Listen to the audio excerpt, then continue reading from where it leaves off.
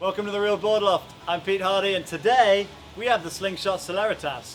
This year Slingshot have made 6 kite surfboards, which is great, gives us lots of choice. We picked out our favorite 2. They are the Celeritas and the Screamer that you see behind me on the floor here.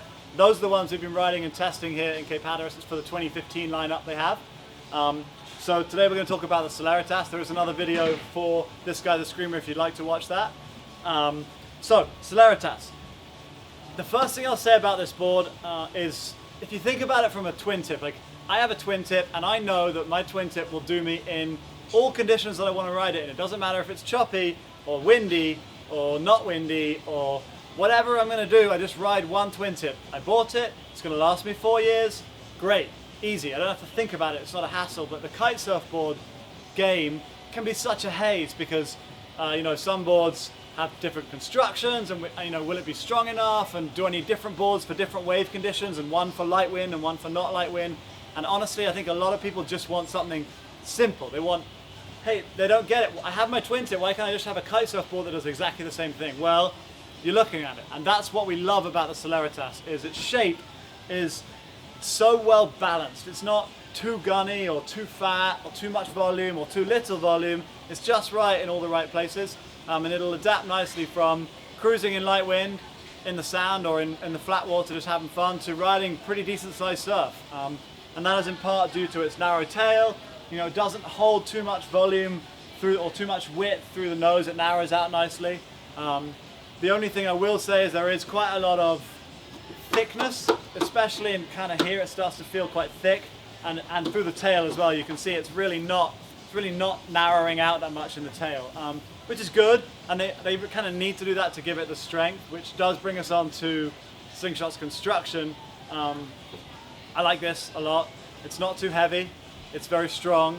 I've never heel dented anything or broken anything or dinged anything, and we put these things through quite a lot. So I really like the construction. I think it's very, very practical for a lot of people. It's not the lightest construction available.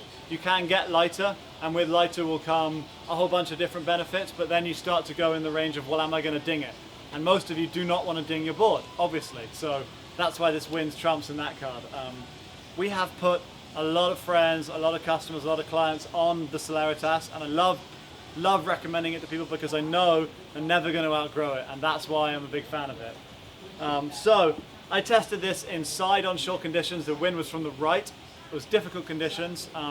And during my testing, one of the things I found, the biggest thing I noticed, I suppose, was that the board's a little bit thicker in the tail and a little bit thicker in the nose, which means it's than say the Screamer, I suppose, which I was testing the day before. And in order to get that same lively drive and kick, I really wanted to have some good fins, and this one does not come with good fins. It does come with a great fin system, which is the FCS2 system, which is awesome because it means you can choose whatever fins you like from FCS's range. Obviously a huge surfboard fin maker, so you're not restricted at all on what you make, and props to Slingshot for putting a more expensive fin box in here to allow to give you the customization you want.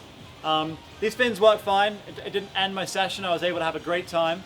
I had actually the session of my life the day before on the Slingshot Screamer with plastic fins in. But that being said, if you really want to get the most out of your board, if you want to go from a good session to a great session, just upgrade your fins. It's easy to do. Plastic fins bend. I mean, you can see that, and that's what happens as soon as you try and push the tail or drive upwind. They just bend, and you can feel it. And it's not my favorite, but it's fine. It works, and for most of you, you might not notice it, but I really recommend getting the good fins if you can.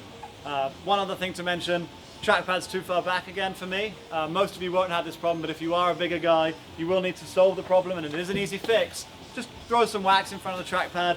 My foot sits about here when I'm going upwind, and I have this groove here that I kind of like to get my foot on. Most of you won't have that problem, but if you are a bigger guy, something worth mentioning. Overall, very big fan of the Celeritas. Another year of this board. They keep making it because we keep buying it, and you keep buying it, and everyone keeps loving it. So if you're looking for a board, I highly recommend demoing this or just taking my advice and putting it in your quiver. You will not regret it. I think you'll really enjoy it. So you can find out more about the Celeritas and the Screamer at realwatersports.com, and we'll see you on the water.